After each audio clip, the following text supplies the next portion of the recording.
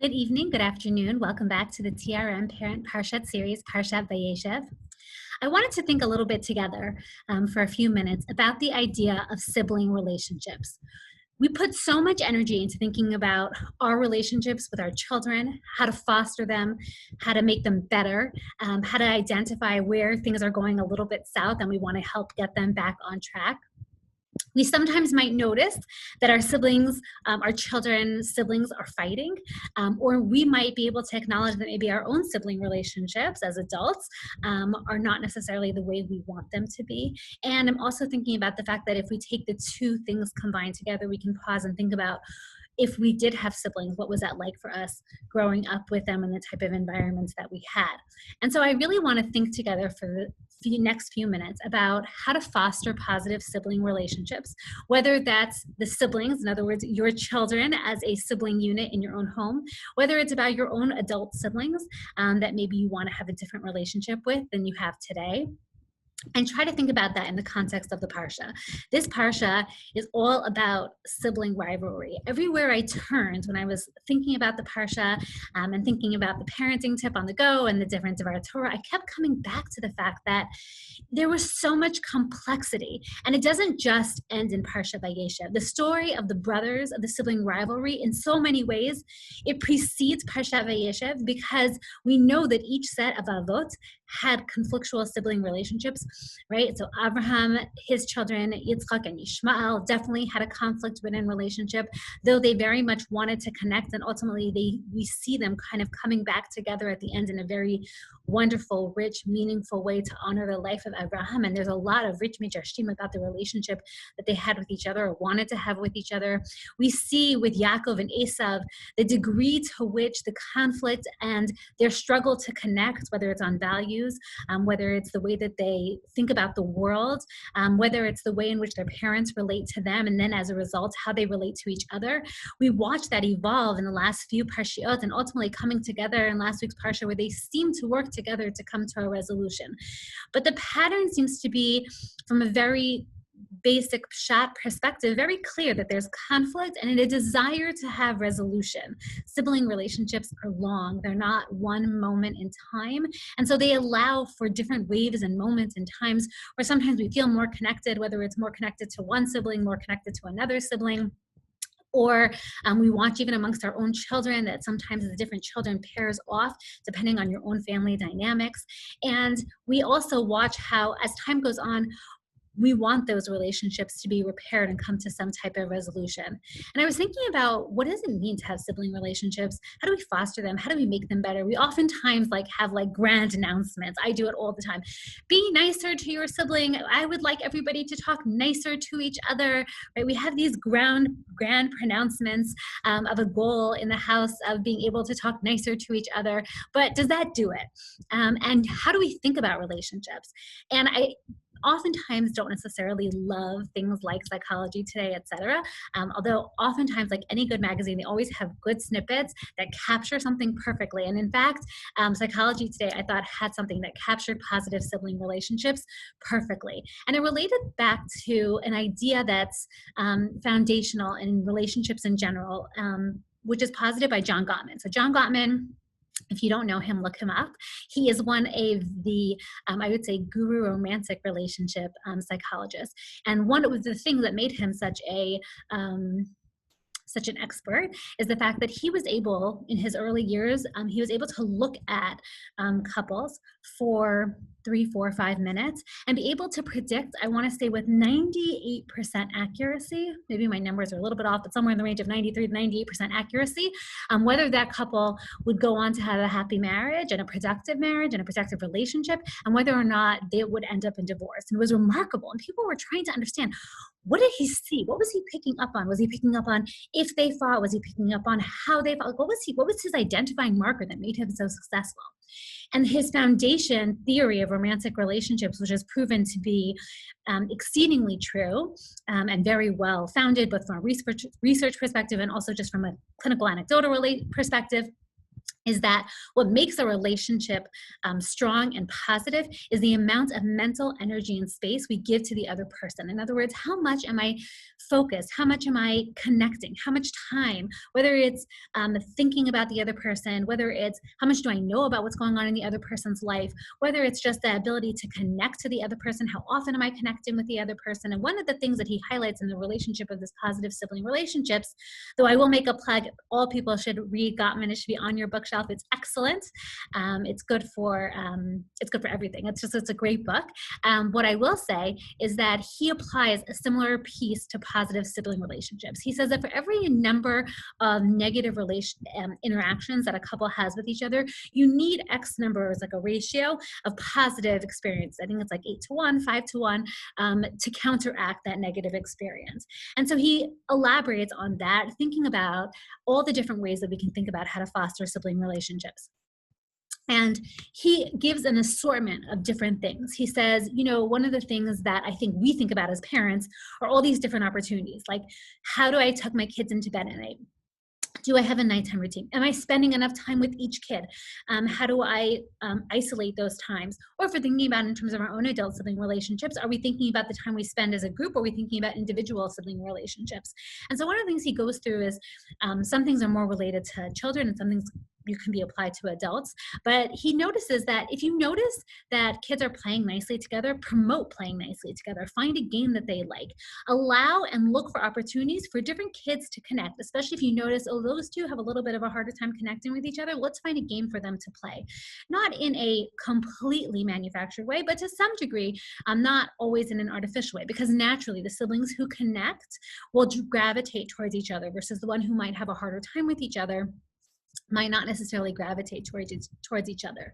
He talks a lot in this particular article. One of the things that they suggested was not interrupting happy play. If you see the kids are getting along, don't get involved. Like, maybe you might think, I know how they could get along better. Back up. Like, let them do their thing. Sometimes as parents, our job is to just hold ourselves back, whether that's the fact that they're having a happy moment, whether it's that they're trying to do something and they might not necessarily succeed. That's okay. Failure makes us stronger. So in that moment, maybe hold back. The article also pointed out, which I thought was very interesting, is that natural oxytocin, so laughing, going outdoors, dancing, singing, these are things that naturally make kids happy. And if we combine them and do them together, it actually is a really positive thing for them. So oftentimes you think to yourself, everyone go outside and play, and you notice that somehow everyone's mood kind of shifts, and somehow the siblings that were fighting and at each other's necks on the inside, somehow everything's okay on the outside. Some of that has to do with we've changed the energy and we've gotten their bodies moving. Nighttime routine I thought was so lovely. Like, this is such something that like we think about in terms of our own children, like how do we structure their evening, but how do we engage siblings? Like the idea that siblings should wish each other good night. And I think sometimes letting that play itself out, and also I think sometimes not being so rigid about it. So I know that in our house, something that happens spontaneously is that our boys share a room, and one of them started reading to the other one after lights were out. And I think there was like a moment where we kind of looked at each other and we're like, it's like 7:30, whatever it is, they really should be going to bed. And then we kind of listened from the door and we're like, this is a good moment. Like, let's back away. And so that's something that like they kind of do together. Or one kid going to bed and everybody remembering to take a pause, look up, say good night to that person, the same thing in the morning. I like the idea of trying to solve problems together and not identify one kid who's having a hard time, and giving kids projects to do together. So family teamwork activities, team project building activities, whether it's like a car wash or building something together or setting the table together, like doing something where they can do something all together. And I was also thinking about the idea of like sibling support. Sometimes a kid falls down, or you see that kid who accidentally like kind of maybe might have pushed the other kid, and all of a sudden they come racing in. It's fine, it's okay. They open the freezer, they grab the ice, and they run to go give it. There's like a moment where I think we all want to jump in and be like, A, is that kid actually okay? Why are you getting ice? Second of all, is there like something that needs to happen here? Like, you need to apologize. Did you do something wrong? But when I'm thinking about it a little bit more, like, okay, he recognized he did something wrong. He recognized that his sibling was hurt. He came in, he got the ice, and he's going back to give it to him. There is something much more powerful in that experience of siblings working together than me coming in and making one kid apologize to another kid. I think pivoting from having a bad day is hard. I was thinking about it this morning. One of my kids came down. She just woke up on the wrong side of the bed. Everybody was annoying her. She was annoying everybody else. It just like was one of those moments. And when I dropped her off at school, I gave her a few extra minutes, and I was like, sometimes we just need to start over again and get into a new space, and trying to kind of reorient. Sometimes if something's not working, it's okay to back away from this. And when I'm thinking about this in terms of like the brothers and the Achim, and the story, the Yosef story, one of the things I guess I was thinking about is, how did it get so bad? I don't believe, and this is, I guess, me just thinking and sharing an idea that's been mulling in my head. I don't have any good parshanim to back it up with, but I'm thinking about, like, how did it get so bad? How did it deteriorate so fast? I don't believe in my heart of hearts that that's what Yaakov wanted or that Yaakov intended, right? Yaakov gave the Ketona Pasim to Yosef. He knew the damage of what it would, of having a favorite child would do. I don't believe that he wanted to create an environment of sibling rivalry. And you see that all the Parshanim try to unravel who suggests what and who suggests, whether it's who suggests to kill him, who suggests to throw him in the pit, who has bad words to say about him, and why they had those bad words and how it related to their mothers and the children that Yosef hung out with, in terms of, Bilhah's family who kind of took him in after Rachel dies, and trying to identify all these moving pieces because everybody's just trying to unravel this story and make heads or tails of it. But I think one thing that comes through to me is the idea that over and over and over again, it's not just one interaction, right? It's the Ketona Pasim, and then it's layered with two dreams, each one where he kind of views himself, perhaps if we take a step back and think about it from an insecurity perspective, right? He feels like he has no position. He's a little bit lost. He's motherless. He's trying to find his place. And perhaps that is his way of trying to manage it. But nevertheless, it creates a really strong sense of jealousy and anger amongst the brothers. But I was thinking about it in terms of the fact that it's repeat negative experiences over and over and over again that aren't interrupted with a positive moment. And Yaakov is very focused on having a very positive relationship with his kids. Perhaps it has to do with his own experience, being so far away from his parents. Clearly, I guess if we take a pause and think about what the Yaakov-Yitzchak relationship was like, it does give a little bit for us to think about, and maybe Yaakov wanting to do it differently with his own children. And so we see this sibling relationship that's evolving. One of the things I was struck by was there is a Perush, I think it's a Midrash, that after all the brothers come back together and they go to bury, they bring Yaakov's body back up from Mitzrayim and they bury him. On their way back down to Mitzrayim, Yosef says, I want to go back and see the pit. And the brothers at this point are so anxious, they're so nervous. Fine, he didn't kill us when he could have, when he first recognized us and he was a vizier in Egypt and he had so much power, like he could have done so much evil to us or hurt us or punished us, but he didn't. But now that our father is gone, for sure he will take retribution on us. And instead what actually happens is Yosef goes to the pit and he makes a bracha shasali neis b'makom hazeh, right? That Hashem has done for me a miracle in this place, really indicating to the brothers that Hakol b'yedei Shemayim, and everything worked out. And I think that one of the things I see in contrast to the beginning of the story with the Achim compared to the end of the story of the Achim is repeat positive moments, one after the other, where they're able to see their kindness, their empathy, their connectedness. And I think it tells us a story that sometimes sibling relationships don't always start out well and end well. Sometimes there's like dips and molehills and mountains in the middle, and sometimes it's better and sometimes it's not as good, and sometimes we find ways to connect with our siblings and sometimes it feels harder, and I don't think we should leave it alone and say, it'll all work out. But I think it can remind us, take a pause, to take a deep breath, that this is an ongoing relationship, and to focus on the fact that we want positive moments. And if we know that, let's say in a large group, we don't necessarily, if there's a family moment, we don't necessarily connect with that sibling, that's okay. Pick up the phone, give them a couple for Shabbat, check in, see how their week.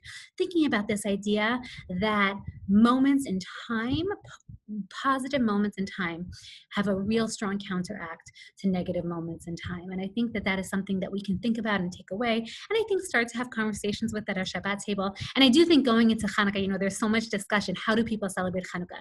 Do people light candles and say Divrei Torah? Do people play dreidel? Do people have special foods? do people give out presents? But there's been like a whole shift and movement towards lots of fun family activities, Hanukkah Olympics, all over, and you can go online. Marissa Richter did a whole presentation on all fun games. Peas, Loves, and Carrots has like a whole thing on it. It's everywhere. And I think that whatever you do in your family, I think one thing to focus on is how can we all come together as a sibling, as a family, to make it something that's meaningful, to find ways for kids to play together.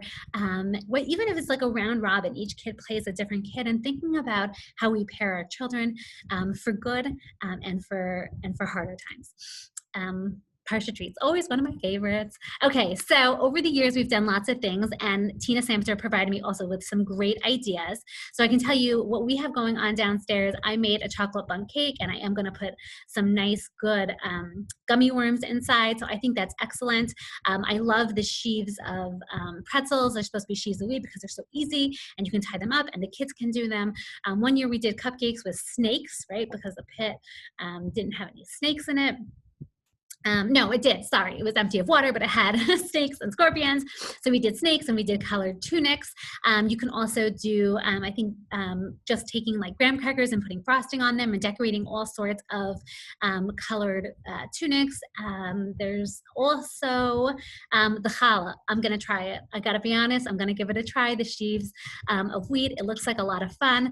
I think there's a lot of fun things that you can do in this week's Parsha. Oh, I know the other thing I was going to do. One of my kids actually is doing this Parsha in school, and shockingly she came home and someone did something to her and they were in the wrong, and she goes, Tzadka mimeni. So never forget that this week's Parsha also we have the little interlude of Tamar Yehuda, and you're probably wondering, where am I going with this? But her teacher actually told the story in such an appropriate way.